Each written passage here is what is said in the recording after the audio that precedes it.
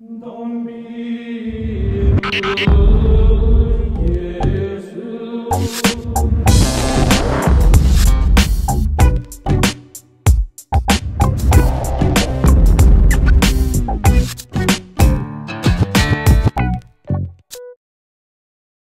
Hello, all you boys and girls out there in YouTube land.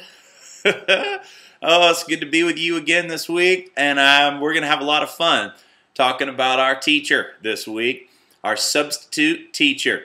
And before we begin, I just want to say how much I love all you guys. I know it seems impersonal because this video goes out to the entire world, but I was just really thinking about a lot of your individual faces that we see just all over the globe, and it's just amazing. I wish all your little chubby cheeks were right here and I could squeeze them and nibble on you in the glory. Just chew on your little chubby cheeks and just think about how much Jesus is inside of you.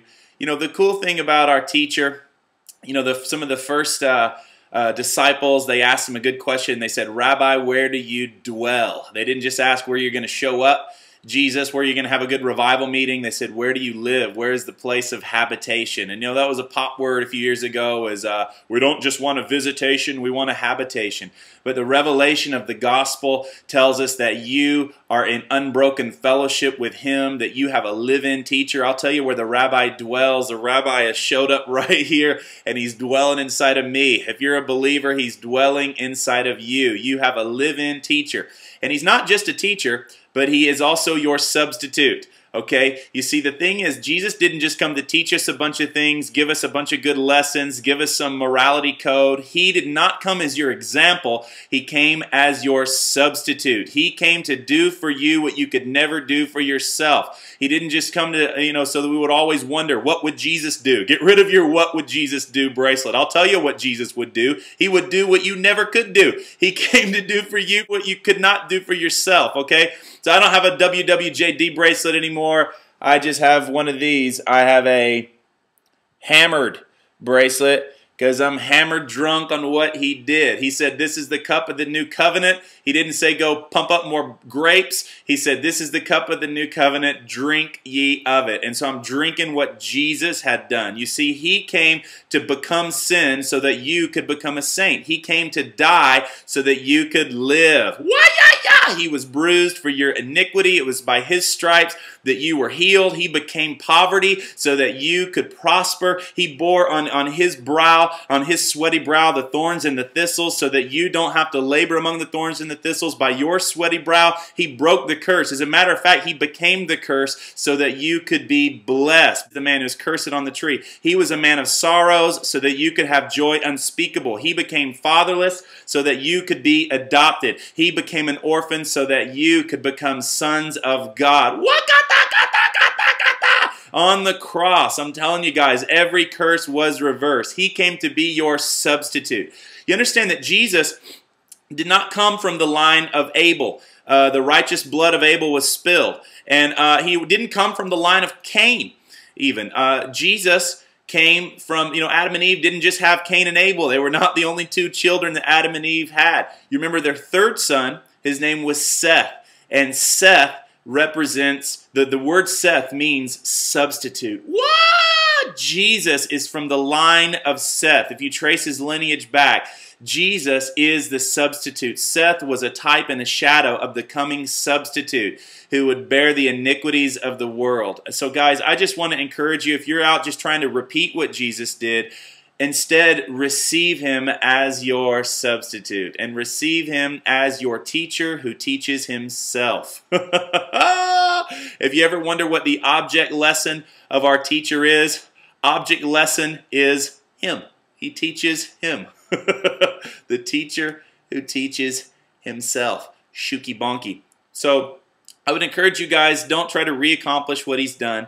God is most glorified in us when we are most satisfied in Him. He wants us to feast on what He's done. Drink the cup of the new covenant. Don't think that you can help Him out. Listen, it really insinuates that He didn't finish the job. When you think that your job is to go help Him out, He's not looking for slaves. He's not even looking for servants as much as He's looking for friends. He's looking for lovers. So don't think that you can go and help Him out. That spits on the work of the cross. That you instead just receive His substitutionary work this week. Oh my goodness. And I just want to encourage you guys, there's so much glory on Jesus as teacher. Again, not just any teacher, but the teacher who teaches Himself. And so with all this glory, it's on the teaching mantle and the teaching office today.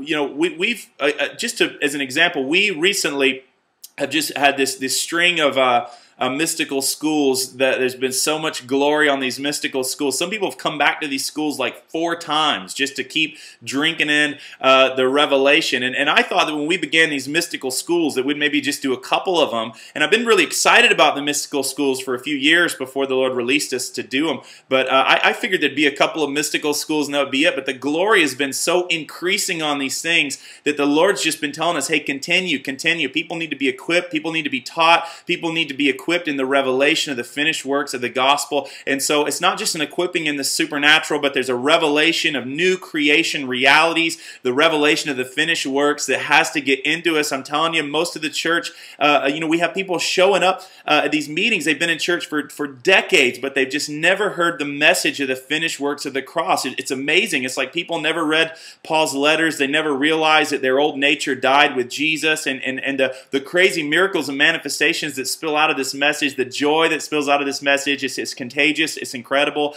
I want to encourage you, if you haven't made it to a mystical school, come to one of these things, guys. Come get jacked up with us. Come and really just get equipped and receive an impartation. There's tons of teaching and training, but it's a party and it's a communion. It's a love feast. It's a love festival. We have one coming up this summer. Now we just slammed this into the calendar. This is an up and coming thing. But if you're in New England, come to this mystical school in Connecticut.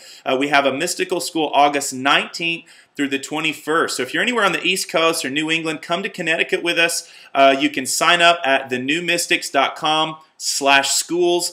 You can find all of our upcoming mystical schools. Also, if you're in Wales, we're going to be coming to Cardiff, Wales. Actually, if you're anywhere in Great Britain or England or all of Europe, come August 26th through the 28th. We have another mystical school, Looky Chunky, where the substitute teacher is bound to show up and a lot of glory. And I want to roll some footage. One of our recent mystical schools up in Arcata, California, where we had like 150 Bethel students showed up, and it just blew up. It was amazing. There were actually physical, real, live earthquakes that showed up over the weekend when we were there. So the ground was literally shaking and everybody was definitely filled with the Holy Spirit. There was a lot of glory. So I'll roll the video here. Show up, come to one of our schools, and even if you can't make it, may the teacher, oh my goodness, just continue to reveal His glory to you, and may you receive Him as your substitute. God bless you guys.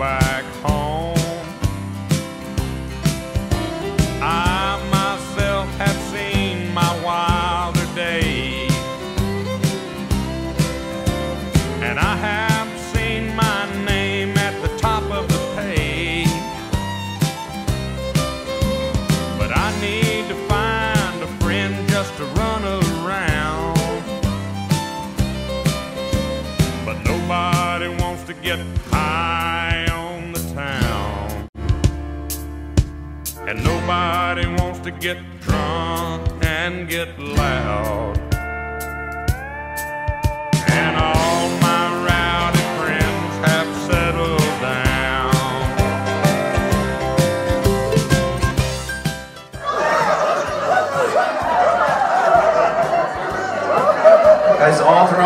history, there have been mystics and seers and forerunners and people who saw into something, saw into the bliss and the powers of the age to come, like Joshua and Caleb. They were scouts and they pioneered the land.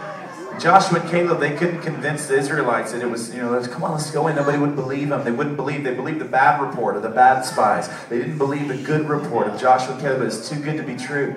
But Joshua and Caleb were not little scouts forever. Everybody else got to die off in the wilderness. Their bones strewn throughout the desert. But little drunken Joshua and Caleb, they got to go back in. And when they went back in, they were not little scouts anymore. It was not just one or two of them who saw into something coming. It was a mass army of people going in like locusts to eat lunch. All of the Israelites went in together as one man. And I'm telling you, all throughout history, guys, there's been movements and awakenings and revivals where the people of God were sick and tired of being sick and tired. They were tired of status quo. And there were mass movements of glory where the glory of God began to move and swarm across the body of Christ. And people began to get saved. Church started in the drunken glory of Pentecost. He's going to end it with the greatest drunken wine festival. Nobody wants to get drunk and get loud.